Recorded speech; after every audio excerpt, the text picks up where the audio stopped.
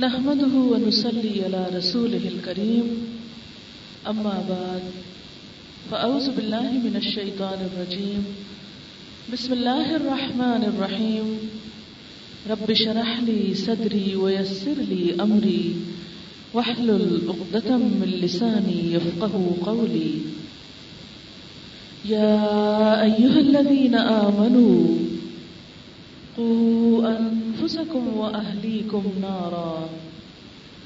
نارا وقودها الناس والحجارة عليها ملائكة غلاظ شداد لا يعصون الله ما أمرهم ويفعلون ما يؤمرون يا أيها الذين كفروا لا تعتذروا اليوم انما تجزون ما كنتم تعملون يا ايها الذين امنوا توبوا الى الله توبة نصوحا عسى ربكم ان يكفر عنكم سيئاتكم ويدخلكم جنات تجري من تحتها الانهار يوم لا يخزي الله النبي والذين امنوا معه نورهم يسعى بين أيديهم وبأيمانهم يقولون ربنا أتمم لنا نورنا واغفر لنا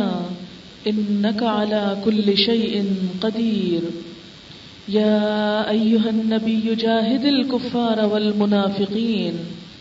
والمنافقين واغلظ عليهم ومأواهم جهنم وبئس المصير ضرب الله مثلا للذين كفروا امرأة نوح وامرأة لوط كانتا تحت عبدين من عبادنا صالحين فخانتاهما فلم يغنيا عنهما من الله شيئا وقيل ادخلا النار مع الداخلين وضرب الله مثلا للذين آمنوا امرأة فرعون إذ قالت رب ابن لي عندك بيتا في الجنة ونجني من فرعون وعمله ونجني من القوم الظالمين ومريم ابنة عمران التي أحسنت فرجها فنفخنا فيه من روحنا وصدقت بكلمات ربها وكتبه وكانت من القانتين صدق اللہ العظیم.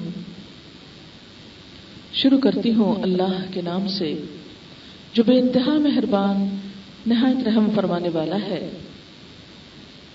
اے لوگو جو ایمان لائے ہو، بچاؤ اپنے آپ کو اور اپنے گھر والوں کو آگ سے جس کا ایندھن انسان اور پتھر ہوں گے، جس پر نہایت تند خو شدید فرشتے مسلط ہوں گے جو اللہ کے حکم کی نافرمانی نہ کریں گے اور وہی کچھ کریں گے جو حکم دیے جائیں گے.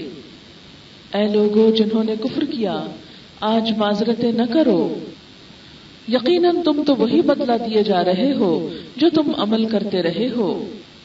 اے لوگو جو ایمان لائے ہو، اللہ سے توبہ کرو، خالص توبہ.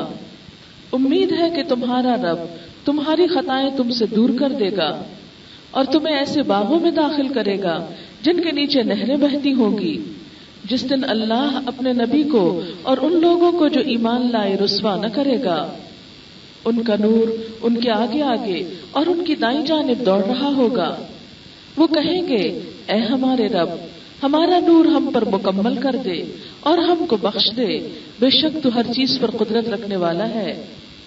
اے نبی صلی اللہ علیہ وسلم، کفار اور منافقین سے جہاد کیجئے اور ان پر سختی کیجئے اور ان کا ٹھکانہ جہنم ہے اور وہ بدترین ٹھکانہ ہے. اللہ ان لوگوں کے لیے جنہوں نے کفر کیا ایک مثال بیان کرتا ہے، نوح علیہ السلام کی بیوی کی اور لوط علیہ السلام کی بیوی کی. وہ دونوں ہمارے نیک بندوں کی زوجیت میں تھیں، مگر انہوں نے اپنے شوہروں سے خیانت کی.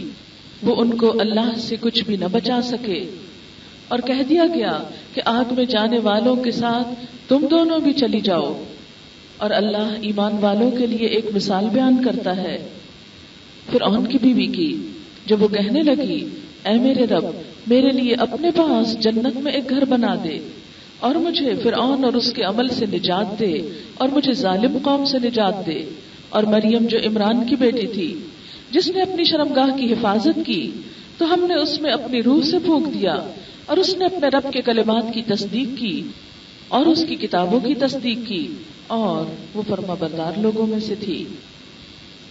محترم خواتین، اس وقت میں نے آپ کے سامنے سورۃ التحریم جو 28ویں پارے کی آخری سورت ہے، اس کی آخری 6 آیات 6 سے 12 تک پڑھی ہیں اور ان کا ترجمہ بھی آپ کے سامنے رکھا ہے۔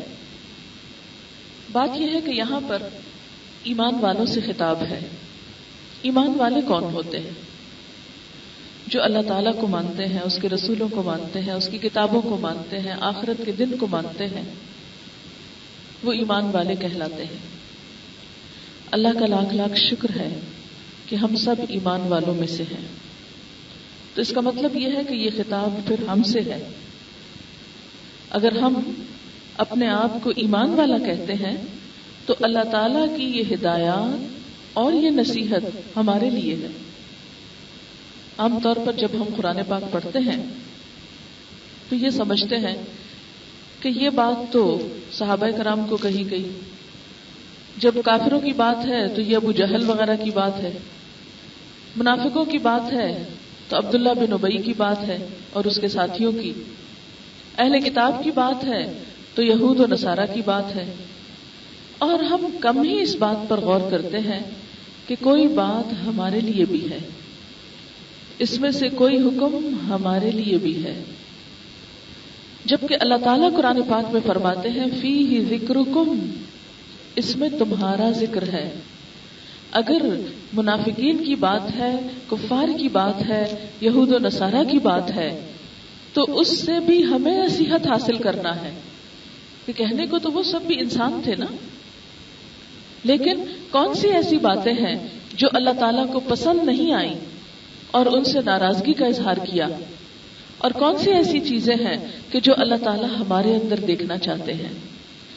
اب جہاں تک ایمان کا تعلق ہے تو اس کی ابتدا کس سے ہوتی ہے کہ انسان ایک بات کا دل میں یقین کرتا ہے، زبان سے اس کا اقرار کرتا ہے۔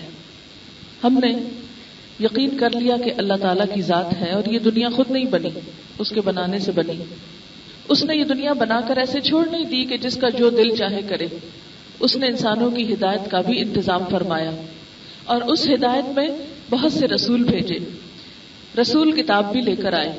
ہمارے رسول محمد الرسول اللہ صلی اللہ علیہ وسلم ہیں جن پر قرآن حکیم نازل ہوا، جو دنیا کی سب سے سچی کتاب ہے، جو ہدایت کی کتاب ہے، وہ ہمارے پاس لے کر آئے اور انہوں نے ہمیں یہ بتایا، کتاب نے اور رسول نے، کہ اے لوگو، اس دنیا میں رہنے کے بعد ایک دن تمہیں یہاں سے جانا ہے۔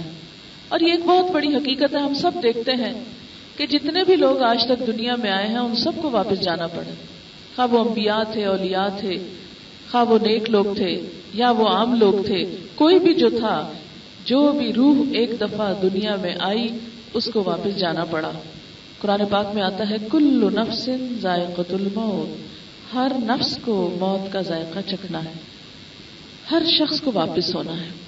اور یہ بات ویسے بھی ہم دیکھتے ہیں کہ روز سورج نکلتا ہے تو غروب ہوتا ہے، ایسا نہیں ہوا کہ اگر غروب ہوا تو ہوا رہا، پتے نکلتے ہیں پھر مرجھا جاتے ہیں پھر گر پڑتے ہیں، پھر آپ دیکھیں کہ پھول کھلتے ہیں مرجھا جاتے ہیں، دن رات میں بدل جاتی ہے۔ ابھی ہم یہاں بیٹھے ہیں، تھوڑی دیر کے بعد یہاں سے سب چلے جائیں گے اپنے اپنے گھر کو۔ اس وقت یہاں ہم سب کے مل بیٹھنے سے ایک رونق ہے، ایک میلے کا سا سما ہے۔ تھوڑی دیر کے بعد جب یہ سب چلے جائیں گے تو کمرہ خالی رہ جائے گا۔ اسی طرح خاندان بنتے ہیں، ختم ہو کے رہ جاتے ہیں، مختلف طرح کی مجلسیں ہوتی ہیں، شادی بیاہ کی، لوگ جمع ہوتے ہیں پھر الگ الگ ہو جاتے ہیں۔ دنیا کا نظام ہے ہی اس طرح، ہر چیز کے صرف سامنے کا حصہ نہیں، اس کا دوسرا حصہ بھی لازم ہے۔ تصویر کا صرف ایک رخ نہیں ہوتا، دوسرا بھی ہوتا ہے۔ انسان کا صرف سامنے کا حصہ نہیں ہوتا، پیچھے کا بھی اتنا ہی ہوتا ہے۔ ہر چیز کے دو رخ ہیں، زندگی کے بھی دو رخ ہیں۔ ایک رخ ہمیں یہاں نظر آ رہا ہے اور دوسرا رخ آخرت میں نظر آئے گا، اور یہ ایک یقینی بات ہے، پکی بات ہے۔ ہم سب کو واپس جانا ہے، اور واپس جا کر کہاں رہنا ہے، ہر شخص کو اس کے اعمال کے مطابق رستہ دکھایا جائے گا کہ تمہارا گریڈ یہ ہے تم یہاں جاؤ، تمہارا یہ ہے تم وہاں جاؤ. وہاں پر نہ کسی کی شکل و صورت دیکھی جائے گی، نہ کسی کا مال دیکھا جائے گا، نہ کسی کی دنیاوی شان دیکھی جائے گی. وہاں کوئی چیز کام نہ آئے گی. وہاں پر انسان سے پوچھا یہ جائے گا کہ دنیا میں جو کچھ میں نے نعمتیں دی تھی، جو وقت میں نے تمہیں دیا تھا، اس کو تم نے استعمال کیسے کیا. دیکھیں ہمارے پاس دو چیزیں ہیں جن کو ملا کے ہمارا حساب ہونا. ایک تو جو بھی نعمتیں ہم کو ملی، اور دوسرے جو زندگی ہم کو ملی. ہم کسی وقت بھی دنیا میں وقت سے خالی نہیں، چاہے ہم سو رہے ہوں، کھا رہے ہوں، پی رہے ہوں، باتیں کر رہے ہوں، گھوم رہے ہوں، کچھ کر رہے ہوں، ہم ہر وقت کی نعمت استعمال کرتے ہیں. اور دوسری چیز کہ کوئی نہ کوئی نعمت استعمال کر رہے ہوتے ہیں. کبھی ہم دیکھ رہے ہوتے ہیں اور بیک وقت ایک سے زیادہ نعمتیں بھی استعمال کرتے ہیں. کبھی ہم دیکھ بھی رہے ہوتے ہیں، کھا بھی رہے ہوتے ہیں، سن بھی رہے ہوتے ہیں، سوکھ بھی رہے ہوتے ہیں. اسی طرح جتنی بھی نعمتیں ہیں، کبھی ہم اولاد بچوں کو دیکھ کے خوش ہو رہے ہوتے ہیں، کبھی ہم کوئی اور دنیا کی چیز دیکھ کے خوش ہو رہے ہوتے ہیں. اب آپ دیکھیں کہ جو کچھ بھی ہمیں ملا ہے اور ساتھ یہ جو وقت ہے، ان دونوں کو ملا کر پوچھا یہ جائے گا کہ جتنی تمہاری زندگی تھی، لائف ٹائم تھا، جو تمہارا دنیا کا وقت تھا، اس میں جو کچھ تمہیں دیا گیا اس کو تم نے استعمال کیسے کیا، کیا کر کے آئے ہو. جو کر کے آئے ہو نا، جو اس کا نتیجہ نکلے گا، نعمتیں پلس وقت اور اس کے بعد اس کا نتیجہ، کیا کر کے آئے ہو. جو چیز ساتھ لایا ہے اس کے مطابق اب اس کو ٹھکانہ ملنے والا ہے. آپ دیکھیں کہ آپ صلی اللہ علیہ وسلم نے بھی یہ فرمایا تھا کہ ابن آدم کے قدم میدان حشر سے ٹل نہ سکیں گے. انسان کا قدم وہاں سے اٹھ نہیں سکے گا، کہیں بھاگ نہیں سکے گا، کہیں جا نہیں سکے گا جب تک وہ ان سوالوں کے جواب نہ دے دے. نمبر ایک ہے کہ عمر یہ جو وقت ملا یہ کس کام میں لگایا، مال کہاں سے آیا اور کہاں لگایا. مال کے بارے میں دو سوال ہیں، کہاں سے لائے اور کس طرف لگایا. مثلا اس وقت جو میں نے لباس پہنا ہوا ہے یہ کہاں سے لیا تھا اور کس کام میں لگایا. اسی طرح جو کچھ ہم کھاتے ہیں کہاں سے آتا تھا اور کس طرح اس کو استعمال کیا یا ضائع کیا، کیا کیا اس کا. اپنا تھا مال کے کسی اور کا چرایا تھا، رشوت لی تھی یا چوری کی تھی یا کسی یتیم کا حق مارا تھا، کیا کیا تھا. سود کا پیسہ تھا، حرام کا تھا، حلال کا تھا. اگر کاروبار کیا تھا اس میں ملاوٹ کی تھی یا لوگوں کے ساتھ صحیح معاملہ کیا تھا. کم تولا تھا یا پورا تولا تھا. اگر کسی دفتر میں جاب کرتے تھے تو ٹائم بھی پورا کرتے تھے کہ ایسے ہی بس ٹال مٹول کر کے وقت پاس کر کے آ جاتے تھے.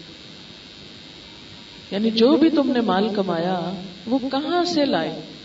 ایسا تو نہیں کہ تمہارے خاندان میں کوئی فوت ہو گیا اور یتیم بچوں کا مال تم نے ہڑپ کر لیا.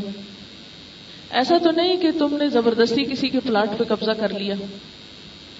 ایسا تو نہیں کہ کسی کے بغیر اجازت اس کا مال اس کو پتہ ہی نہیں چلا اور تم اس کو اڑا لے گئے. ایسا تو نہیں کہ تو لوگوں کو فراڈ اور فریب کر کے غبن کر لیا ان کا پیسہ. کہاں سے آیا تھا یہ پیسہ، وہ لگایا کس کام پر.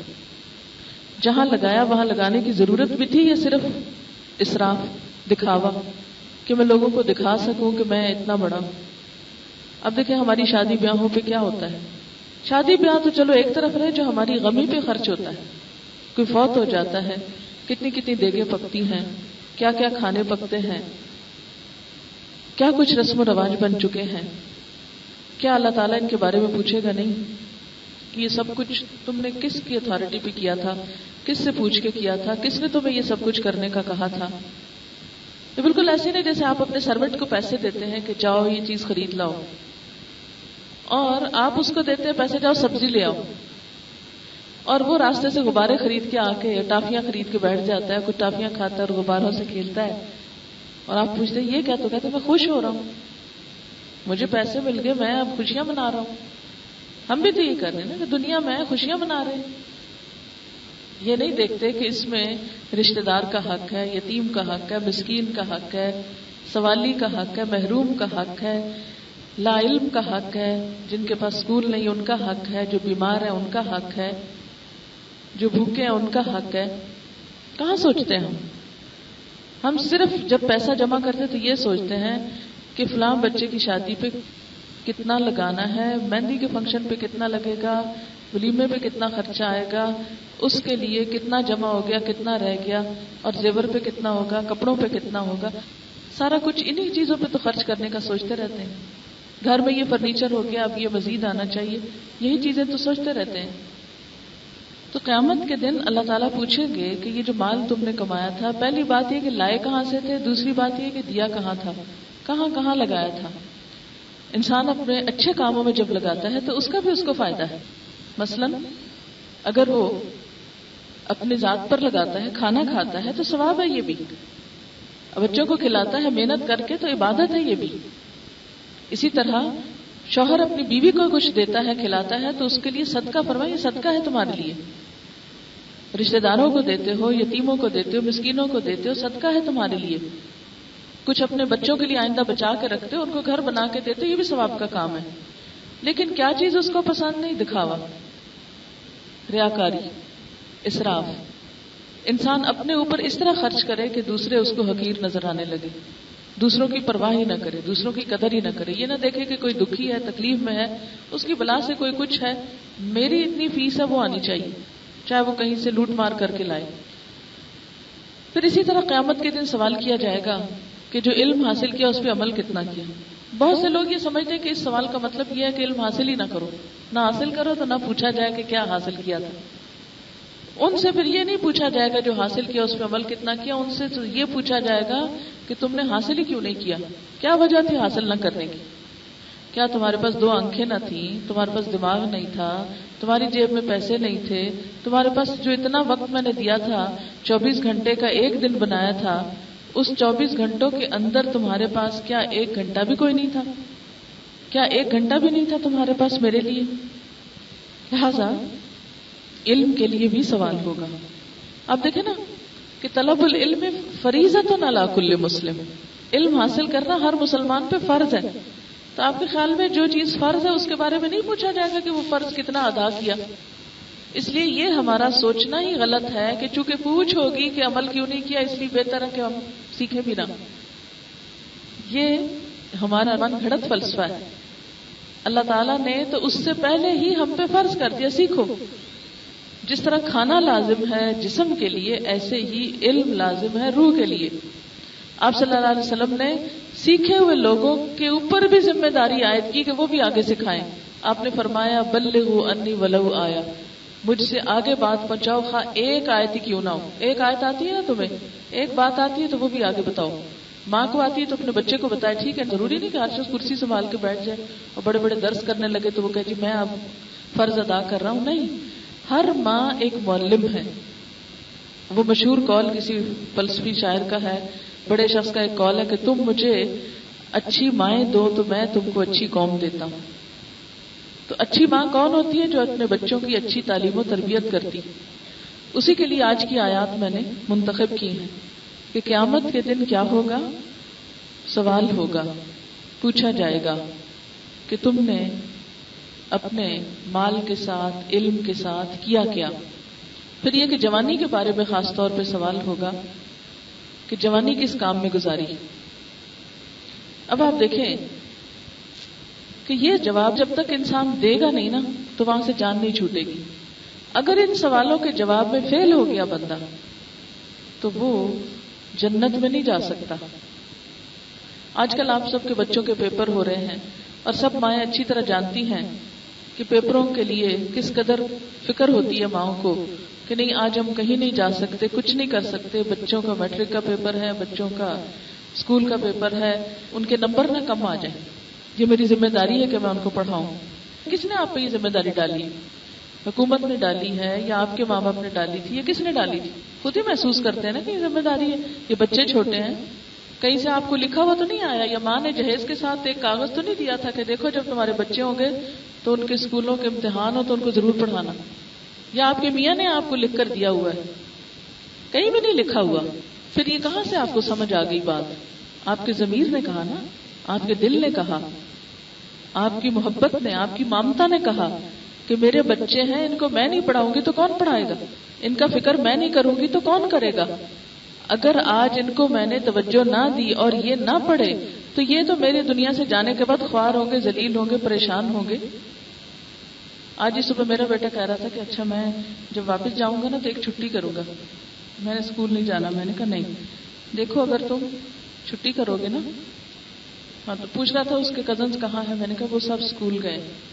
اس سے پہلے وہ چھٹی کا مطالبہ کر چکا تھا. میں نے کہا جو بچے اسکول جاتے ہیں نا وہ بڑے ہو کے جہاز چلاتے ہیں، وہ بڑے بڑے کام کرتے ہیں، اور جو بچے اسکول نہیں جاتے وہ پھر ہوٹلوں پہ کھانا دیتے ہیں، جھاڑو لگاتے ہیں، جوتے پالش کرتے ہیں. میں نے اسے اور کچھ نہیں کہا کہ تم کیا کرو گے اور کیا نہیں، یہ خود فیصلہ کرے. اسے میں نے یہ بھی نہیں کہا کہ ہاں نہیں تم جاؤ گے یا نہیں جاؤ گے. تو بات یہ ہے کہ یہ بات مجھے کس نے سکھائی ہے، کس نے سمجھائی کہ بچے کو یہ کہو تاکہ وہ یہ نہ کہے کہ میں نے اسکول نہیں جانا، وہ جائے اسکول. ہمیں سے ہر ایک کو فکر ہے نا اگر بچے نہ پڑھے تو ان کا پھر کوئی فیوچر نہیں. اسی لیے ہم پیچھے پڑھ پڑھ کے ان کے الارم ہم لگاتے ہیں، کھانا ان کے آگے ہم لا کے رکھتے ہیں، وہ کھیلتے ہیں تو فکر ہم کو ہوتی ہے، پیٹ میں ہمارے درد اٹھتا ہے، پڑھ نہیں رہا، اس کا کیا بنے گا. اب آپ دیکھیں کہ یہ ساری ذمہ داری ہم نے ماں کی محبت میں سمجھی، کسی نے ہمارے اندر نہیں ڈالی کہ تم اپنے بچوں کے لیے اور یہ کرو.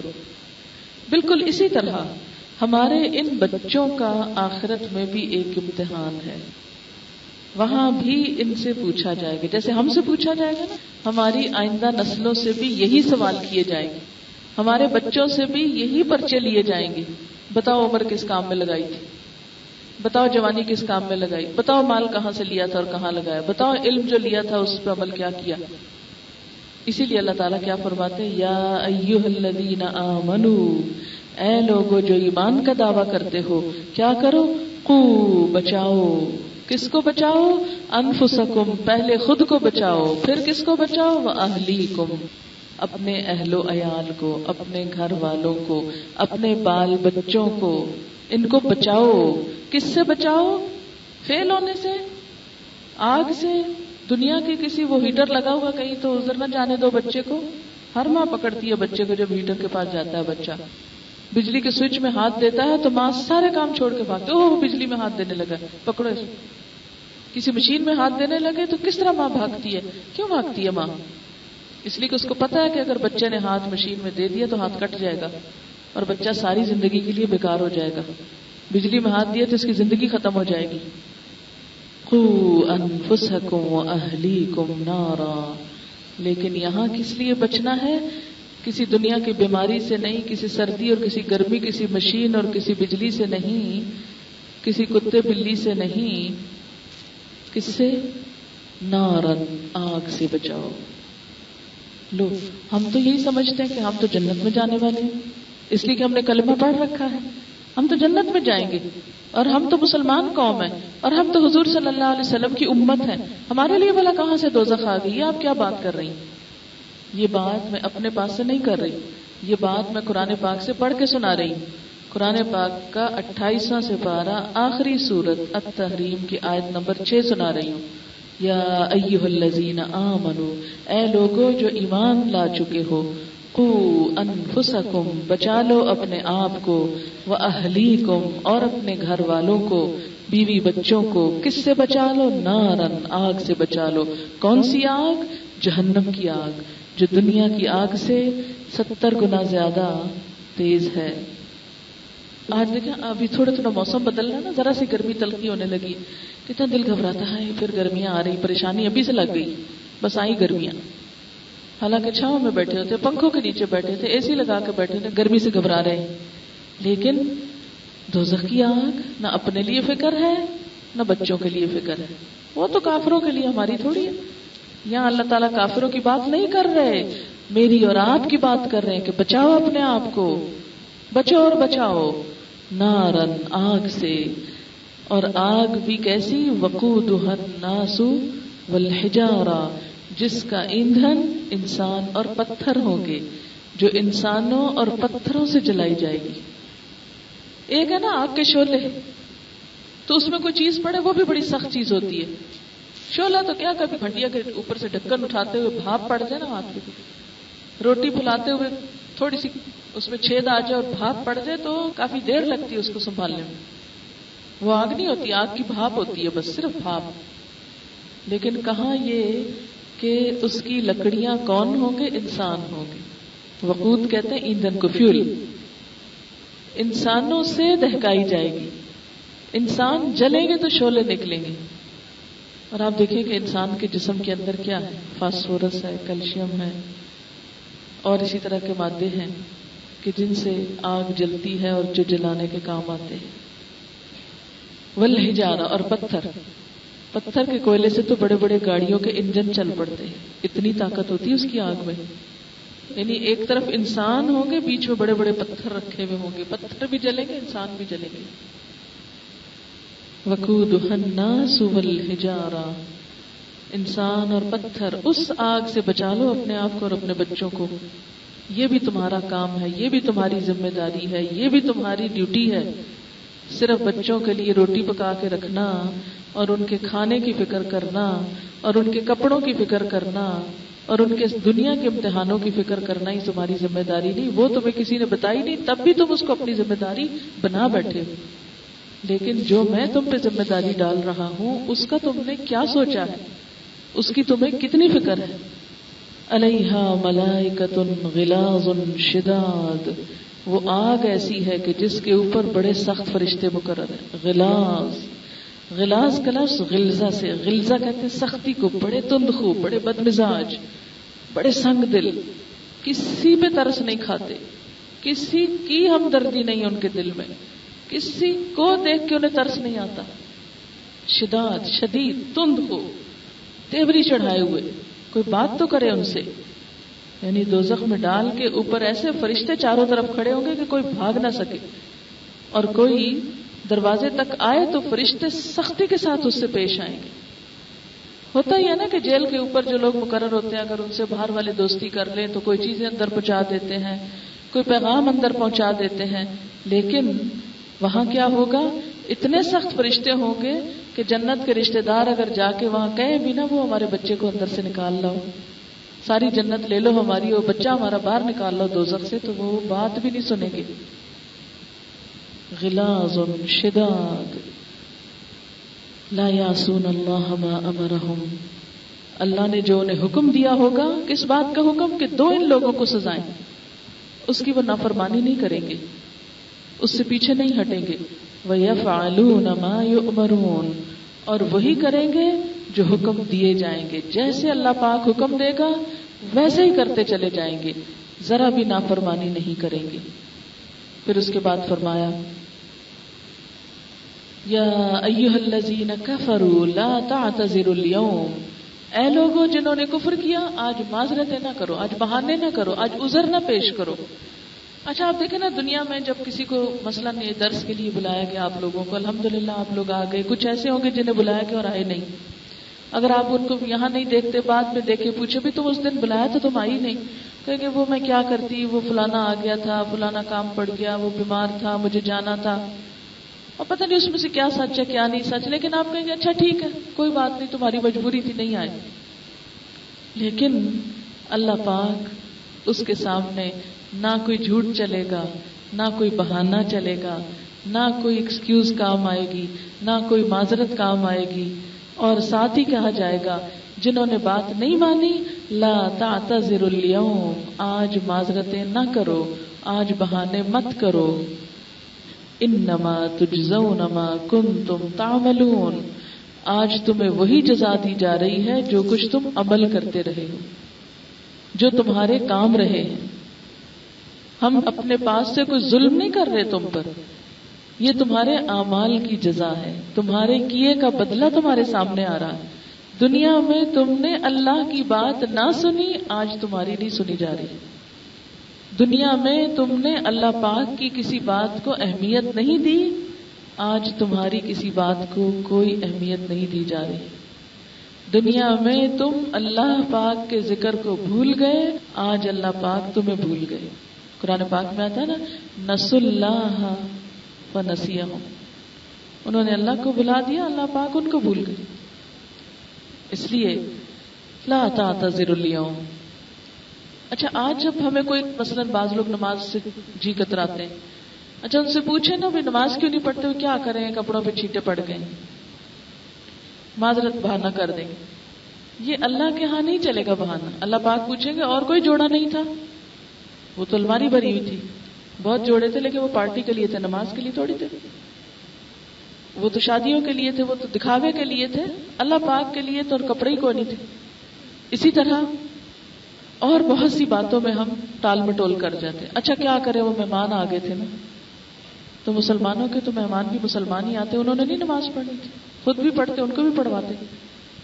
وہ کیا کرتے، کھانا پکانا تھا وہ پہلے پکا لیتے یا بعد میں پکا لیتے. اللہ پاک کے سامنے کسی کے پاس کوئی جواب نہ ہوگا، کوئی بہانہ نہیں چلے گا، اس لیے کہ فرض ہے. آپ کو پتا نا کہ جیسے نمازی کی بات ہے، آپ صلی اللہ علیہ وسلم کے زمانے میں کیا ہوتا تھا، جنگ کے میدان میں بھی نماز پڑھی جاتی تھی. کھڑے ہو کے نہیں پڑھ سکتے، اچھا بیٹھ کے پڑھ لو. یہ بہانہ ہے نا، کھڑا نہیں ہو سکتا میں، کہا نہیں بہانہ نہ کرو، بیٹھ جاؤ، بیٹھ کے پڑھ لو. ہاں بیٹھ نہیں سکتا، اچھا ٹیک لگا لو. ٹیک سے بھی نہیں بیٹھ سکتا، اچھا لیٹ جاؤ، لیٹ کے پڑھو. وضو نہیں کر سکتا، اچھا تیمم کر لو. ہے کوئی بہانہ رہ جاتا؟ کوئی بہانہ نہیں رہ جاتا. ہر طرح کی آسانی کر دی. سفر میں وہ بڑا تھک گیا، اچھا آدھی پڑھ لو، پڑھو، نماز نہیں چھوڑ سکتے. کوئی بہانہ نہیں، کوئی عذر نہیں. لا تعتذروا اليوم. دنیا میں بہانے کرتے تھے، آج بہانے نہ کرو، آج بہانے کام ہی نہیں آئیں گے. اللہ پاک کوئی بہانہ سنے گا ہی نہیں. اور نہ صرف یہ کہ نماز کے لیے، کسی بھی نیک عمل کے لیے جس کا اللہ تعالیٰ نے حکم دیا ہے، جتنی بھی عذر تعویلیں ہم کرتے رہتے ہیں، کوئی عذر تعویل کام نہ آئے گی. اور ان کو بتا دیا جائے گا آج تمہیں جو بدلہ مل رہا ہے وہ انہی کاموں کا ہے جو تم کرتے تھے، تمہارے اعمال تمہارے سامنے آئے. یا ایھا الذین آمنوا توبوا الی اللہ توبۃ نصوحا. بہانوں کی بجائے کرنے کا کام کیا ہے؟ توبہ. اے لوگو جو ایمان لائے ہو، توبہ کرو اللہ سے، سچی توبہ، خالص توبہ، پکی توبہ، اصلی توبہ. صرف اوپر اوپر کی توبہ نہیں. جیسے ایک شخص جلدی جلدی کہہ رہا تھا توبہ توبہ، تو حضرت علی رضی اللہ تعالیٰ عنہ نے فرمایا یہ جھوٹوں کی توبہ ہے. توبہ کا مطلب یہ ہے کہ انسان اپنے کیے پہ واقعی شرمندہ ہو کہ اللہ پاک جو مجھ سے ہو گیا وہ غلط ہوا. اگر کوئی اپنی غلطی نہ مانے تو آپ اس کو معاف کریں گے؟ ایک شخص سے آپ کی تو تکرار ہو گئی، کوئی اونچ نیچ ہو گئی، کوئی ناراضگی ہو گئی، اب وہ کہے کہ ٹھیک ہے میں صلح کر لیتا ہوں پر میں معافی نہیں مانگوں گا، اس لیے میری غلطی کوئی نہیں تھی. تو ایسی صلح ہوتی؟ صلح ہی نہیں ہوتی. وہاں تک جہاں انسان یہ کہے ہاں میں انسان ہوں، مجھ سے غلطی ہو گئی، تو وہاں دوسرے کا بھی دل نرم ہو جاتا ہے. تو اللہ پاک کے سامنے بھی توبہ کا مطلب کیا ہے؟ سب سے پہلے تو انسان شرمسار ہو کہ جو میں نے کیا ہے غلط کیا ہے. اس کے بعد وعدہ کرے کہ اللہ تعالیٰ پھر نہیں کروں گا. پھر اگر کسی کا حق مارا تو واپس کرے. یہ نہیں کہ کسی کی چوری کی ہوئی چیز پاس رکھی ہوئی اور کہیں اللہ تو معاف کر دے، نہیں، اس کی چوری واپس دو جس کی ہے. اسی طرح اگر کسی کا دل ستایا ہے، کسی کو پریشان کیا، تو اس انسان سے معافی مانگ لو. توبوا الی اللہ توبۃ نصوحا. خالص توبہ کرو، پکی توبہ کرو. نصاحت الصوب کہتے ہیں کپڑے کو پیوند لگانا. کبھی وہ دوپٹہ وہ ٹڈی کاٹ جاتی ہے نا، تو وہ اس کو پل لیتے ہیں نا، چھوڑ تو نہیں دیتے. کیوں نہیں چھوڑتے؟ ٹڈی کے سوراخ کو کیوں نہیں چھوڑتے؟ اس لیے کہ اگر اس کو چھوڑ دینا تو کیا نتیجہ نکلتا ہے؟ وہ بڑھتا جاتا ہے، بڑھتا جاتا ہے. وہ ذرا سا جو سوراخ ہوتا ہے نا، وہ اتنا ہو جاتا ہے کہ بہت بڑا چھید ہو کے دوپٹہ بہت بد مزہ ہو جاتا ہے. اس کا جو خوبصورتی ہے یا اس کا جو حسن ہے وہ بالکل خراب ہو جاتا ہے. تو وہ دوپٹہ ہم لے نہیں سکتے. پھر کوئی کپڑا اسی طرح تھوڑی سی اگر اس کو کٹ لگ گیا نا تو ہم کیا کرتے ہیں؟ فوراً اس کو سی ڈالیں. کیوں؟ اس لیے کہ اگر اس کو نہیں سیے تو کیا ہوگا؟ اور پھٹ جائے گا. بالکل اسی طرح گناہوں کے اوپر بھی فوری توبہ کر لینی چاہیے. انسان ہے نا، میں کل ہی پڑھ رہی تھی ایک روایت میں کہ ایک دفعہ حضرت ابوبکر صدیق رضی اللہ تعالیٰ عنہ حضرت عمر رضی اللہ تعالیٰ عنہ کے پاس گئے، ان کے پاس رو پڑے اور اپنی زبان پکڑ کے کہتے ہیں عمر اس زبان نے مجھے بڑا ذلیل کر دیا، میں بہت کوشش کرتا ہوں کہ میری زبان سے کوئی بات ایسی نہ نکلے، میں پھر بھول جاتا ہوں، پھر نکل آتی۔ تو ان کا کہ یہ انسان ہے نا، وہ اگر اللہ کے رسول صلی اللہ علیہ وسلم کے ساتھ رہنے والے انسانوں کا یہ حال تھا تو ہم لوگ تو ہر وقت دنیا میں پڑے رہتے ہیں، ہم انسان ہیں، ہم میں سے کوئی یہ نہیں کہہ سکتا کہ نہیں میں نے تو کبھی غلط بات زبان سے ہی نہیں نکالی، یہ بڑے تکبر کا جملہ ہے، نہیں، ہر ایک سے کچھ نہ کچھ غلطی ہو جاتی، کبھی انجانے میں، کبھی بھولے میں، کبھی کسی طرح، انسان تو ہے ہی خطا کا پتلا۔ لیکن انسان کی عظمت کس میں ہے، شان کس میں ہے کہ وہ غلطی ماننے والا ہو کہ اللہ تعالیٰ ہاں ہو گئی، میں کیا کروں، میں شرمندہ ہوں، میں بچنا چاہتا ہوں، تو بچا مجھ کو۔ تو اللہ تعالیٰ بھی ایسے بندے کو معاف کر دیتا ہے۔ توبوا الی اللہ توبۃ نصوحا، جب تم توبۃ نصوحا کرو گے، عسیٰ امید کی جاتی ہے، ان یکفر عنکم سیئاتکم کہ وہ تمہاری کوتاہیوں کا، خطاؤں کا، گناہوں کا کفارہ کر دے۔ کفارہ کا کیا مطلب ہے؟ ان کو چھپا دے۔ کافرے کا لفظی معنی ہوتا ہے چھپا دینا، یعنی پھر وہ تمہارے عیب چھپا دے گا، ورنہ تو قیامت کے دن سامنے آ کے نظر آئیں گے نا، سب کو دکھیں گے، تو وہ چھپا دے گا، یعنی وہ اعمال نامے میں ہوں گی صحیح۔ اگر آپ نے کبھی کمپیوٹر پہ کام کیا تو آپ نے دیکھا ہوگا کہ بہت سی چیزیں لکھی ہوتی ہیں لیکن ان میں سے کچھ ایکٹیو ہوتے ہیں اور کچھ ان ایکٹیو چیزیں ہوتی ہیں، آپ ان کو کلک کریں تو اس میں سے وہ فائل نہیں کھلتی۔ تو بالکل اسی طرح خطاؤں کا وہ لسٹ تو بنی ہوگی، وہ تو ہوگی اعمال نامے میں، لیکن یہ کہ جن خطاؤں کا کفارہ ہو جائے گا ان کو ان ایکٹیو کر دیا جائے گا کہ ان کو تولنا نہیں۔ اب قرآن پاک کی ایک آیت آتی ہے من یعمل مثقال ذرۃ خیرا یرا، ذرے کے برابر بھی جو کوئی نیکی کرے گا اس کو دیکھے گا، سامنے پائے گا۔ ومن یعمل مثقال ذرۃ شرا یرا، اور جو ذرے کے برابر برائی کرے گا اس کو بھی دیکھ لے گا۔ جن کو معاف کروا لیا وہ ان ایکٹیو ہوں گی، دیکھے گا صحیح لیکن وہ اب کیا بتایا جائے گا کہ اب یہ معاف ہو گئی، اور جو نہیں معاف ہوں گی ان کو تولا جائے گا، اور اگر وہ زیادہ ہو گئی تو پکڑ ہو جائے گی۔ اس لیے وہاں آنے سے پہلے ہی اللہ تعالیٰ کیا فرما رہے ہیں؟ اپنے آپ کو معاف کرا کے آؤ، وہاں پھر کام نہیں چلے گا۔ توبوا الی اللہ توبۃ نصوحا، یہ کرو گے تو امید ہے کہ تمہارا رب تمہاری خطائیں تم سے معاف کر دے۔ وَيُدْخِلَكُمْ جَنَّاتٍ، اور تمہیں جنتوں میں داخل کرے، تجری من تحتها الانہار، جن کے نیچے نہریں بہتی ہوں گی، ایسے باغ کہ جن کے نیچے نہریں بہتی ہوں گی۔ آج کل پانی نہیں ہے نا، بارش نہیں ہے، نہریں خشک ہیں، کتنی ہر طرف بے رونقی ہے اور کتنا ایک خوف سا ہے اور بے امنی سی ہے۔ قیامت کے دن کیا ہوگا کہ جنت والوں کی جنت سیراب ہوگی، ہری ہوگی، پانی عام ہوگا، وہ نہریں کبھی خشک نہ ہوگی۔ بار بار اللہ تعالیٰ نہروں کا ذکر کرتے ہیں۔ یوم لا یخزی اللہ النبی والذین آمنوا معہ، اس دن اللہ رسوا نہ کرے گا نبی صلی اللہ علیہ وسلم کو اور آپ کے ساتھ ایمان لانے والوں کو۔ یہ جو قیامت کے دن کی رسوائی ہے نا، یہ بھی بڑی بری چیز ہے۔ انسان کے گناہ اگر عام کر دیے گئے، اعلان کر دیے گئے تو بڑی شرمندگی ہوگی۔ آپ دیکھیں اگر کسی شخص نے جھوٹ بولا ہو اور اس کو کھڑا کر دیا جائے اور لا کے ساری مجلس میں اسپیکر پہ اعلان کیا جائے یہ شخص نے فلانا جھوٹ بولا تھا، یہ جھوٹا انسان ہے، تو آپ دیکھیں گے کہ اس شخص کی شرمندگی کا عالم کیا ہوگا۔ کبھی آپ نے اخبار میں چوروں کی تصویریں دیکھی ہوں گی کہ جن کو ہتھکڑیاں وغیرہ لگی ہوئی ہوتی ہیں، وہ کس طرح کھڑے ہوتے ہیں؟ ایسے ہی جیسے کامیاب ہونے والے کھلاڑی کھڑے ہوتے ہیں، ایسے کھڑے ہوتے ہیں۔ کھلاڑیوں کی تصویریں بھی دیکھی ہوگی اخبار میں، جو وکٹری سٹینڈ پہ کھڑے ہوتے ہیں، کامیاب ہوتے ہیں، ان کے چہروں پہ کتنی رونق ہوتی ہے اور کیسے ہاتھ اٹھائے ہوئے ہوتے ہیں انہوں نے، اور کیسے کیسے ان کے اندر شان ہوتی ہے۔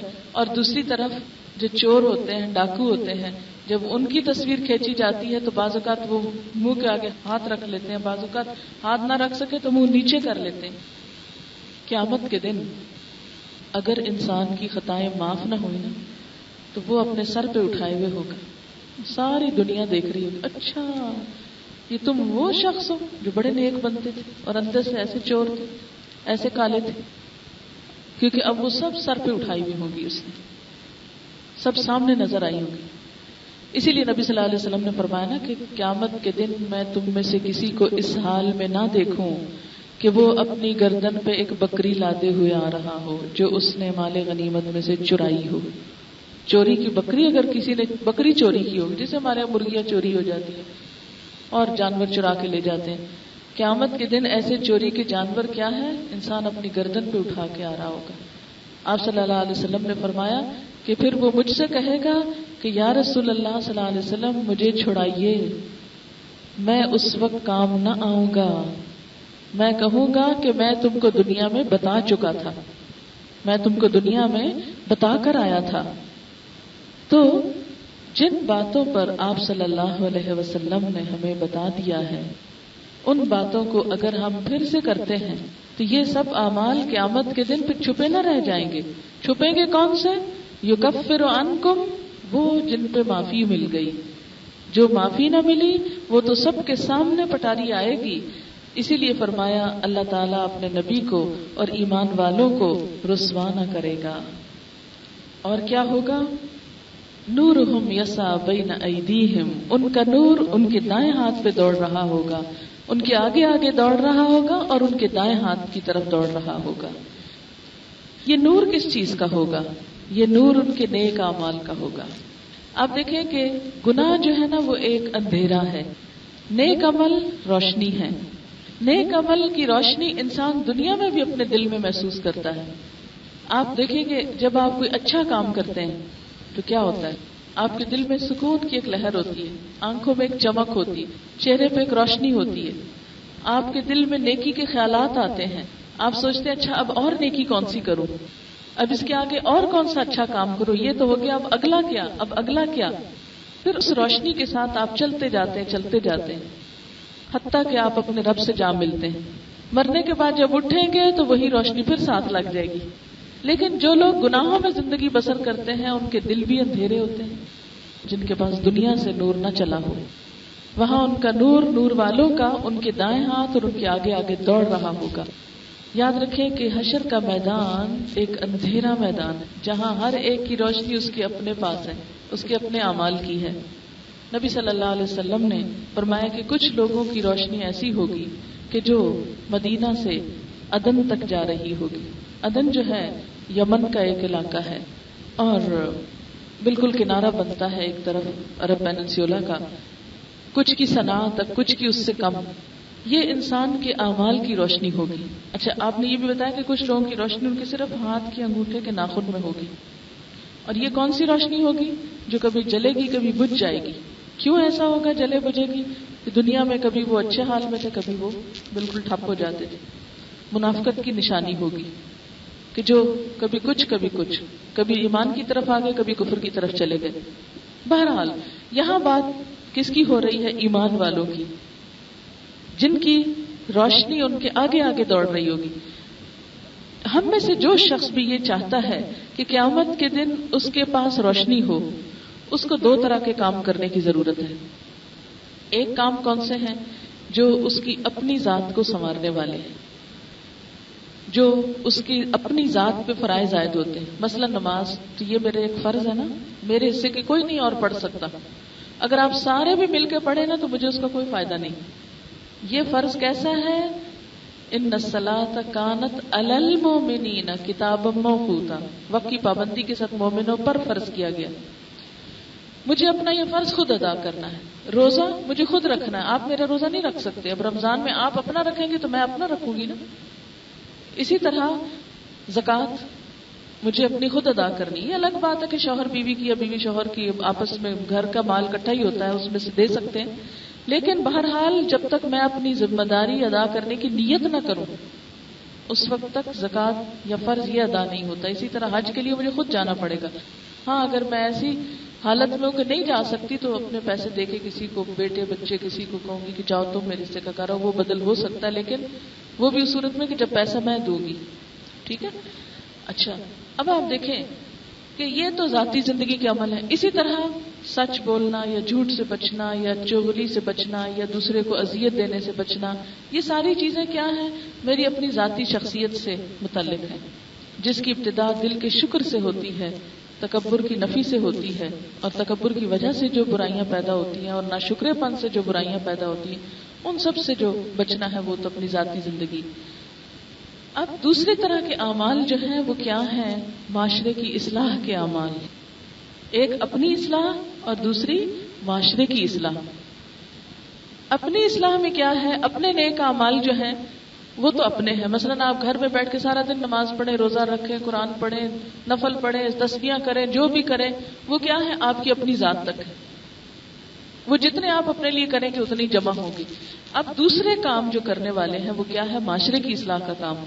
معاشرے کی اصلاح میں جو کام ہوتا ہے اس میں دو چیزیں لگتی ہیں، اور اس کام کا نام ہوتا ہے جہاد۔ جہاد اصل میں اللہ کے راستے میں چلتے ہوئے جو بھی مشکلات آ رہی ہیں خود کو یا لوگوں کو، ان کو ہٹانے کا نام ہے۔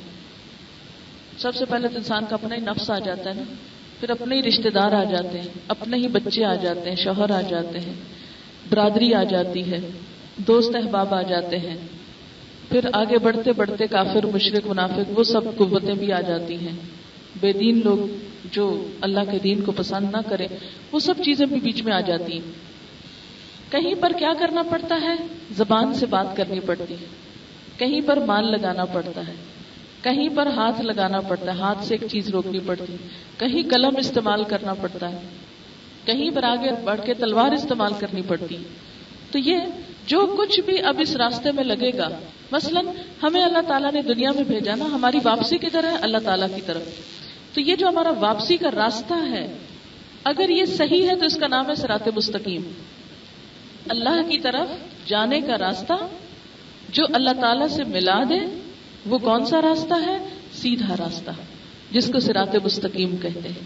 اس راستے پہ جب تک چلے نا، اس وقت تک اللہ تعالیٰ تک پہنچ نہیں سکتے ہم۔ وہاں جانے کے لیے راستے میں طرح طرح کے شیطان کھڑے ہیں۔ اپنا نفس سب سے پہلے حائل ہوتا ہے، دل اپنا ہی نہیں، موڈ ہی نہیں بن رہا، مرضی نہیں بن رہی، 100 دنیا کہتی رہے اپنے دل میں ہی نہیں ہے کچھ کرنے کا، تو اب کون کرائے گا ہم سے زبردستی۔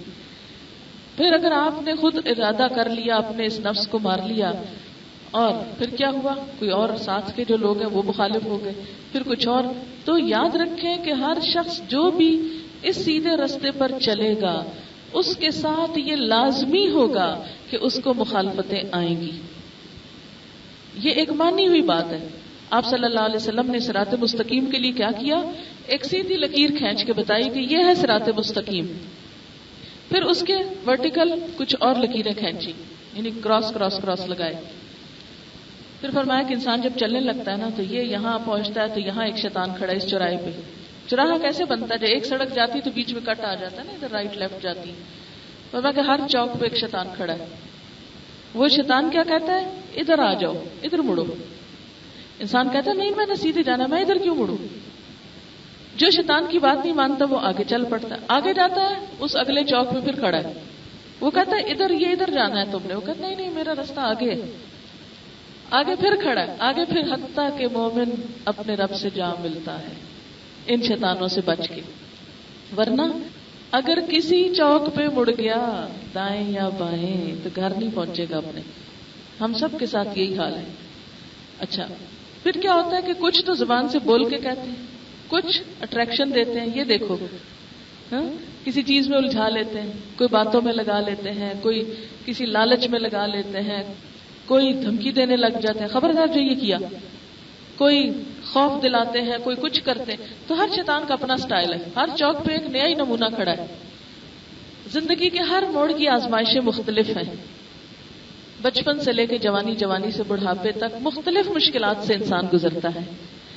ہمارا جہاد کیا ہے کہ ان ساری مشکلوں سے لڑتے لڑتے لڑتے بالآخر اللہ تک پہنچ جائیں، اس حال میں کہ اللہ تعالیٰ فرمائے یا ایتھا النفس المطمئنہ ارجعی الی ربکی راضیۃ مرضیہ فادخلی فی عبادی وادخلی جنتی۔ تو سلامت پہنچ گئی، آ میری جنت میں اب داخل ہو جا، میرے بندوں میں شامل ہو جا، کیونکہ تو اسی رستے پہ چلتی رہی۔ اب آپ دیکھیں نا، جب کوئی مشکل پیش آتی ہے نا، آپ اسی سڑک اور چوک کا دھیان رکھیں ذہن میں۔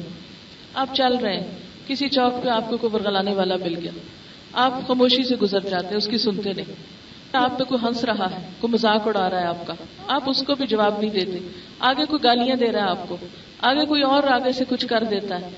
طریقہ کیا ہے؟ ان چیزوں کو انسان نمبر 1 اگنور کرے، کسی کی پرواہ نہ کرے. کوئی ہنستا تو ہنسے. اب جب سڑک پہ جاتے ہیں تو کئی وہ پاگل لوگ کھڑے ہوتے ہیں نا، بیچارے غریب، وہ مجنون یا دیوانے کھڑے ہوتے ہیں جن کو گھر والے نہیں قبول کرتے، سڑکوں پہ چھوڑا تو یہ مانگے. اب نے دیکھو کہ بعض اوقات وہ کھڑے ہوتے ہیں تو ہر جانے والے پہ کوئی سے تھوک رہے ہیں، کسی پہ ہنس رہے ہیں، کسی کو کچھ مارنے کو دوڑ رہے ہیں. تو آپ کیا کرتے ہیں؟ ان سے لڑنے کھڑے ہو جاتے ہیں وہاں؟ نہیں، آپ کہتے ہیں دوسرا رستہ بچا کے نکل گئے. تو بہت سی چیزوں کے اوپر آپ نے کیا کرنا ہے؟ بہت سی مخالفتوں کے اوپر صبر کرنا ہے، چپ کر کے، اگنور کر کے، بس خاموش ہو کے، آنکھیں بند کر کے آگے آگے گزرتے جانا ہے. کچھ جگہوں پر کیا ہوگا کہ آپ کو زبان استعمال کرنی پڑے گی، لیکن وہ بھی حدود میں رہ کے. یہ نہیں کہ کوئی گالی دے تو آپ بھی گالی دینا شروع کر دیں، نہیں. اسی طرح کچھ جگہوں پر ہو سکتا ہے کہ کوئی آگے وہ جیسے رستہ نہیں بند کر دیتے، آگے بڑی چیزیں رکھ دیتے ہیں، ایسے کوئی رکھ جائے. اگر آپ گاڑی میں مثلا جا رہے تھے تو اتر کے آپ اپنے ہاتھ سے وہ ہٹاتے ہیں، پھاٹک کھولتے ہیں یا رسی ہٹاتے ہیں، یا جو بھی بیریئر ہوتا ہے اس کو ہٹاتے ہیں، پھر آپ چل پڑتے ہیں. کہیں ہاتھ لگانا پڑے گا. کہیں پر کیا ہوتا ہے؟ مال لگانا پڑے گا. جب تک مال نہیں لگائیں گے کام نہیں چلے گا. کہیں پر آپ کو اسلحہ استعمال کرنا پڑے گا. خیر وہ تو پھر جہاد کی کئی قسمیں ہوتی چلی جاتی ہیں. لیکن اب یہ جو آپ لگا رہے ہیں نا اس رستے پر، نہ صرف یہ کہ خود چلنے کے لیے بلکہ اوروں کو بھی چلانے کے لیے. یاد رکھیں جب اس قافلے میں بہت سارے لوگ شامل ہو جاتے ہیں نا تو یہ رستہ آسان ہو جاتا ہے. مثلاً آپ نے کہیں جانا ہے نا تو آپ اکیلے ہوتے ہیں تو آپ کو مشکل لگتا ہے، لیکن جب آپ کا کوئی رشتہ دار ساتھ ہوتا ہے کوئی، تو آپ کے لیے وہ سفر کتنا آسان ہو جاتا ہے. اگر آپ سے کہا جائے یہاں سے وہاں تک 1 میل پیدل چل کے آئیں اور آپ اکیلے ہوں تو آپ کو اکیلے چلنا کیسا لگتا ہے؟ بھاری لگتا ہے. لیکن آپ کے ساتھ آپ کی کوئی دوست کہتی چلو میں بھی ساتھ چلتی ہوں، واک کرتی تمہارے. آپ نے دیکھا ہوگا میل کیا 2 میل 4 میل بھی چل لیں تو آپ کو پتہ ہی نہیں چلے گا اچھا میں اتنا چل گئی. تو انسان اس دنیا میں جو کام دوسروں کے ساتھ اخلاق محبت کی فضا میں مل جل کر کرتا ہے تو ہر مشکل کام آسان ہو جاتا ہے. اس کے لیے انسان کو اجتماعیت کی ضرورت ہوتی ہے، اپنے ساتھ اور دوسرے لوگوں کی ضرورت ہوتی ہے جو اسے اس راستے پر چلنے میں مدد دیتے ہیں. لہذا اپنی اصلاح کے ساتھ ساتھ دوسروں کی اصلاح، اپنی فکر کے ساتھ ساتھ دوسروں کی فکر. اسی لیے اس کی ابتدا کہاں سے اللہ تعالیٰ نے کی؟ قوا انفسکم واہلیکم نارا. اپنے ساتھ سب سے پہلے کس کو ملاؤ؟ اپنے گھر والوں کو ملاؤ. اس کام کی ابتدا کہاں سے کرنی ہے؟ گھر والوں سے کرنی ہے. کیوں؟ اس لیے کہ گھر والے اگر آپ کے مددگار ہو گئے تو آپ دیکھیں گے آپ کے لیے بڑی آسانیاں ہو جائیں گی. اگر آپ کے شوہر ہم خیال ہو جاتے ہیں، آپ کے بچے ہم خیال ہو جاتے ہیں تو سارے مل جل کے ایک دوسرے کو نیکی پہ قائم رکھیں گے نا. لیکن ہمارا حال عموماً یہ ہوتا ہے کہ ہم جب اپنی اصلاح کی فکر کرتے ہیں تو گھر والوں کو بھول جاتے ہیں. ہم کہتے ہیں ہم کچھ سیکھ لیں، ہم کچھ جان لیں، ہم کچھ کر لیں، ان کو پھر دیکھیں گے. بعض کو تو خیال بھی نہیں آتا کہ ان کے لیے بھی ضروری ہے. تو اس لیے مثلاً آپ قرآن پڑھ رہے ہیں، صرف خود نہ پڑھیں، گھر والوں کو بھی لے کے بیٹھیں. اچھا آپ کہیں گے ہائے وہ تو سنتے ہی نہیں. سب سے دنیا کا مشکل کام گھر والوں کو سنانا ہے. دوسرے پھر بھی کوئی بات سن لیں گے، گھر والے نہیں. اچھا جو کام جتنا مشکل ہوتا ہے نا اس کے لیے انسان اتنی تدبیریں سوچتا ہے. آپ دیکھیں کہ صرف درس سننا ان کے لیے آپ کی بات سننا ہی مشکل نہیں، آج تو بچوں کو کھانا کھلانا بھی ایک مشکل ہے کہ نہیں. اکثر مائیں یہ شکایت کرتی ہیں بچے کھانا نہیں کھاتے، بڑی مشکل، پیچھے لے لے کے بھاگتی، کبھی کوئی طریقہ کرتی کبھی کوئی طریقہ کرتی اور کھلاتی ہے نا ان کو. تو بالکل اسی طرح جب ہم نے دین کی بات ان کو بتانی، ایک طریقہ ناکام ہے تو دوسرا، دوسرا ناکام ہے تو تیسرا، تیسرا ناکام ہے چوتھا. دعائیں ان کے نام پہ، صدقہ خیرات کہ یا اللہ تو ان کو توفیق دے. پھر آپ دیکھیں کہ ضروری نہیں ڈائریکٹ وے میں آؤ ادھر میں تم کو سناؤں آج میں کیا پڑھ کے آئی ہوں، نہیں. مثلا اچھا تم میرا سنو، میں سبق یاد کرنا ہے، تم میرا سنو مجھے آسانی ہو جائے گی. اچھا اور میں تمہیں ایک کہانی سناتی ہوں. آپ روز کے قرآن پڑھے ہوئے کو ایک کہانی کی شکل میں بڑی آسانی سے بچوں کو بتا سکتے ہیں. اسی طرح گھر میں اپنے بیڈ روم میں کتاب رکھیں، کیسٹ رکھیں، سپارہ اپنا رکھیں جو آپ نے پڑھنا ہوتا ہے. آپ کے شوہر آپ کے بچے کچھ نہ کچھ تو دیکھیں گے نا کہ کیا پڑھا جا رہا ہے، کیا کیا جا رہا ہے. تو اس سے کیا ہوگا کہ آہستہ آہستہ ان کے اندر بھی ایک دین کی سمجھ اور شوق اور محبت آئے گی. جب وہ آپ کے ہم نوا ہو جائیں گے، وہ آپ کے مددگار ہو جائیں گے تو آپ دیکھیں گے کہ گھر میں برکت بڑی ہوگی، گھر میں خوشی بڑی ہوگی. مثلا اگر صبح فجر کے وقت آپ اکیلے اٹھیں تو وہ زیادہ مشکل کام ہے بنسبت اس کے کہ سب اٹھیں، سب قرآن پڑھیں، سب اچھی بات کریں. لیکن اس کے لیے یاد رکھیں صرف تمنا کافی نہیں، اس کے لیے محنت کرنی پڑے گی، اس کے لیے کوشش کرنی پڑے گی، اس کے لیے ہمیں اپنی نیند قربان کرنی پڑے گی. کیونکہ اگر ہم چاہیں کہ ہم سوئی رہیں مائیں سویرے اور بچے خود اٹھ کے یہ کچھ کر لیں تو وہ نہیں کریں گے، وہ نہیں کر سکتے. اگر آپ بچوں کو کہیں اٹھو نماز پڑھو اور خود آپ ٹیلی ویژن دیکھتے رہیں، کیسے بچے نماز پڑھیں گے؟ اگر آپ خود جھوٹ بولیں اور کہیں بچوں کو کہہ دیں ٹیلی فون پہ میں گھر نہیں ہوں، ان کو کہیں نہیں تم سچ بولا کرو، کیسے بولیں گے؟ نہیں بول سکتے نا. تو اس لیے جو چیز آپ خود کریں وہ آپ دوسروں کو بھی بتائیں. اچھا، جب دوسروں کو آپ بتانے لگیں گے تو گھر والوں سے شروع کریں گے، رشتہ داروں سے، محلے والوں سے، آگے چلتے چلتے پھر جہاں تک آپ پہنچ سکیں، جہاں تک آپ بتا سکیں آپ اس بات کو بتاتے چلے جائیں.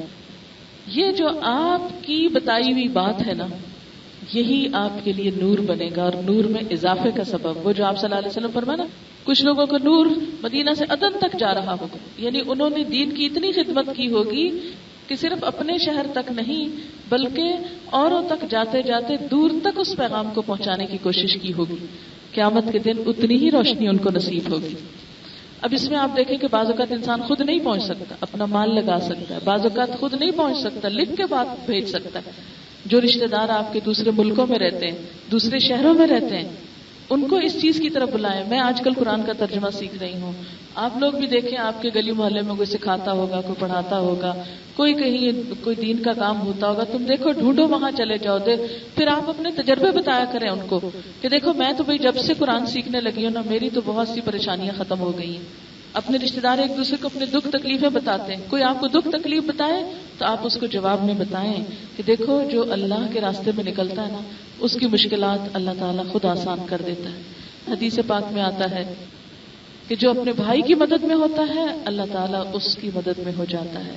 جو دنیا میں کسی انسان کی مشکل دور کرتا ہے اللہ تعالیٰ قیامت کے دن کی تکلیفوں میں سے کوئی تکلیف اس کی دور فرما دیں گے. لہذا ہم جب دوسروں کی خیر خواہی، دوسروں کی بھلائی، دوسروں کی آخرت کی فکر کریں گے تو اللہ تعالیٰ ہماری نجات کے سامان پیدا کریں گے. اور جب دوسروں کو ہم اچھی بات بتانے کے لیے نکلیں گے تو مرنے کے بعد بھی اس کا ثواب جاری رہے گا. یہ وہ اعمال ہیں جن کو صدقہ جاریہ کہا جاتا ہے. آپ صلی اللہ علیہ وسلم نے فرمایا انسان جب فوت ہو جاتا ہے تو اس کے اپنے اعمال کی کتاب تو بند ہو جاتی، اس کے اپنے عمل منقطع. اب کوئی اور روزہ نہیں رکھ سکتے، کوئی اور نماز نہیں پڑھ سکتے، کچھ نہیں کر سکتے، آپ ختم. لیکن کچھ آپ کے عمل ایسے ہیں، کچھ آپ کے لگائے ہوئے پودے ایسے ہیں جو آپ کے مرنے کے بعد بھی پھل دے رہے ہیں، چھاؤں دے رہے ہیں، لوگوں کا دل خوش کر رہے ہیں. پودا لگا ہوا اگر کچھ بھی نہ دینا تو بھی آپ اس کو دیکھیں تو سبز پودے کو دیکھ کے دل خوش ہوتا ہے. اس لیے مرنے کے بعد ایسے پودے صدقہ جاریہ بن جائیں گے. اور ساتھ ہی آپ صلی اللہ علیہ وسلم نے کیا فرمایا کہ 3 چیزیں مرنے کے بعد فائدہ دیتی ہیں. ولد صالح يدعو له، نیک اولاد جو ماں باپ کے لیے دعائیں کرتی ہے. اگر کوئی انسان اپنی اولاد کی تربیت کرتا ہے تو مرنے کے بعد اولاد کو ماں باپ کی فکر ہو جاتی ہے. یا اللہ ہمارے ماں باپ چلیں گے، تو ان پر رحم فرما، تو ان کی بخشش فرما، تو انہیں جنت میں جگہ دے. عام طور پر جو ماں باپ بچوں کی صرف دنیا بناتے ہیں، جب ان کو ڈھیر دنیا مل جاتی ہے تو وہ اس دنیا کو انجوائے کرنے میں لگے رہتے ہیں، اس دنیا کے فائدوں میں لگے رہتے ہیں اور ماں باپ کو بھول جاتے ہیں. لیکن جو ماں باپ بچوں کو دین دے کے جاتے ہیں وہ بچے ماں باپ کو کبھی نہیں بھولتے. میں نے اپنے ایک مخصوص جگہ پر لگائی ہوئی ہے دعا بخشش کی. میں روزانہ جب اس جگہ پر کھڑی ہوتی ہوں تو دعا میرے سامنے ہوتی ہے. لفٹ جس پہ ہم بیٹھ کے اوپر جاتے ہیں تو وہ تو لازمی اس پہ چڑھنا ہوتا ہے، اس پہ لگائی ہوئی ہے. اب میں جب کھڑی ہوتی ہوں تو میں اپنے والد کے لیے اس میں نیت کر کے دعا کرتی ہوں. روز درس دینے جب جاتی ہوں تو دعا میرے سامنے ہوتی ہے. کیسے بھول سکتی ہوں ان کو جنہوں نے مجھے یہ علم دیا، جنہوں نے مجھے سکھایا، جنہوں نے میرے دل میں اللہ کی محبت ڈالی، ایمان پیدا کیا. اب جس کا مجھ پر احسان ہے میں اس کو بھول نہیں سکتی. لیکن یہی اگر میرے والد مجھے دنیا کا بہت مال دے کے جاتے تو میں آج اس مال کے عیش و عشرت میں مبتلا ہوتی اور مجھے یہ فکر نہ ہوتی کہ ان کی آخرت میں کیا ہو رہا ہے. کوئی دن نہیں جاتا کہ ان کا خیال نہ آئے یا ان کے لیے دل سے دعائیں نہ نکلے، بلکہ میں نہیں، میری شاگردیں بھی ان کے لیے دعائیں کرتی ہیں. کہ جنہوں نے آپ کو سکھایا ان کا ہم سب پہ بڑا احسان ہے کہ انہوں نے آپ کو پڑھایا، آپ ہمیں پڑھا رہے ہیں. تب آپ دیکھیں نا کہ یہ نور پھیلا نا. ایک شخص نے محنت کی، ہمیں سکھایا، ہم آگے سکھا رہے ہیں، وہ آگے سکھا رہے ہیں، وہ جس تک جا رہا ہے وہ نور پھیل رہا ہے، وہ صدقہ جاریہ بن رہا ہے. یہ نہیں کہ وہ کوئی دنیا کے بہت انوکھے انسان تھے، وہ بھی ایک عام انسان تھے، لیکن فرق کیا تھا؟ انہوں نے اپنی دنیا کے ساتھ اپنی پوری کوشش کی کہ بچوں کو سکھائیں، اپنی طرف سے پوری محنت کی. اسی طرح اگر ہم میں سے ہر ایک تھوڑا تھوڑا، ہمیں اسکول جانے سے پہلے، کالج جانے سے پہلے صبح تھوڑا سا پڑھاتے تھے، وہ بہت لمبے چوڑے کوئی درس نہیں ہوتے تھے، تھوڑا تھوڑا ترجمہ، ہلکی ہلکی تفسیر روزانہ صبح. اسی طرح اگر ہم اپنے بچوں کو صبح تھوڑی سی بات، چاہے ایک آیت ہی کیوں نہ ہو، تھوڑی سی چیز ہی اگر ہم دے کے ان کو آگے بھیجتے ہیں تو آپ دیکھیں گے معلوم نہیں کل وہ ایک بچہ آپ کے لیے آپ کے مرنے کے بعد کتنا فائدہ مند ہو، کتنی دعائیں آپ کو ملیں اس کی وجہ سے. تو آپ صلی اللہ علیہ وسلم نے فرمایا ولد صالح يدعو له، نیک اولاد جو ماں باپ کے لیے دعائیں کرتی ہے وہ مرنے کے بعد نیکیوں میں اضافے کا سبب بنتی ہے. ایک حدیث میں آتا مسند احمد کی کہ انسان کو برزخ میں ایک درجے سے اوپر لے جایا جاتا ہے، یعنی اعلیٰ درجے پہ لے جایا جاتا ہے. تو وہ فرشتوں سے پوچھتا ہے کہ یہ میرے ساتھ یہ عزت کا، توقیر کا، اکرام کا معاملہ کیوں ہو رہا ہے؟ تو اسے بتایا جاتا ہے یہ تمہاری اولاد کی دعاؤں کی وجہ سے ہو رہا ہے. تمہارے فوت ہونے کے بعد تمہارے بچوں نے جو دعائیں کی اس کی وجہ سے تمہارے درجے بلند ہوئے یہاں پر. لیکن ہم میں سے کتنے ہیں جو اس بات کی فکر کریں کہ اپنے بچوں کی صرف دنیا نہ بنائیں، ان کا دین اور ان کی آخرت بنائیں. قوا انفسکم واہلیکم نارا، تم ان کا بھلا کرو، وہ تمہارے لیے باغ لگائیں گے. دوسری چیز جو فائدہ دیتی ہے او علم ينتفع به، وہ علم جس سے لوگ فائدہ اٹھائیں. یعنی صرف اپنے بچوں کو نہیں، اوروں کے بچوں کی فکر بھی کرو، پوری قوم کے، پوری دنیا کے بچوں کی فکر کرو. ٹھیک ہے جہاں جہاں تک انسان پہنچ سکے، لیکن نیت رکھنے میں کیا حرج ہے کہ اللہ ہم تیرا دین، تیرا یہ پیغام دنیا کے ہر کونے تک لے کے جائیں گے. جا سکیں گے نا وہ تو پھر اللہ کی مرضی نا، لیکن نیت کرنے میں کیا حرج ہے؟ کیونکہ ہمیں کیا بتایا گیا، نیت کا بھی ثواب ملتا ہے. ایک شخص جب اچھے کام کی نیت کرتا ہے اور وہ اپنی کمزوری کی وجہ سے کر نہیں پاتا تو جو اس نے نیت کی اس کا بھی اس کو ثواب مل جاتا ہے، چاہے وہ کام نہ بھی ہو. تو اس لیے اچھے اچھے نیکی کے منصوبے سوچا کریں، اچھی اچھی باتیں سوچا کریں. ہم اس پیغام کو کیسے آگے پہنچائیں، کیسے پھیلائیں، کیا کریں، کیا لگائیں اس راستے میں. اور سب سے بہترین صدقہ جاریہ پھر علم ينتفع به، وہ علم جس سے لوگ فائدہ اٹھائیں، جس سے لوگوں کی زندگیاں آسان ہوں، جس سے لوگوں کا بھلا ہو. اور تیسری چیز صدقۃ جاریہ، صدقہ جاریہ، اپنا مال یا مال کا کچھ حصہ نیکی پھیلانے کے کام میں لگانا تاکہ اس سے لوگوں تک خیر اور بھلائی پہنچتی رہے. صدقۃ جاریہ، ایسے ہی لوگوں کا نور ان کے آگے آگے دوڑ رہا ہوگا. جس نے جتنی کوشش کی، جتنی محنت کی اور جتنی خلوص نیت کے ساتھ یہ سارے کام کیے، اتنا ہی اس کو اجر اور صلہ ملے گا.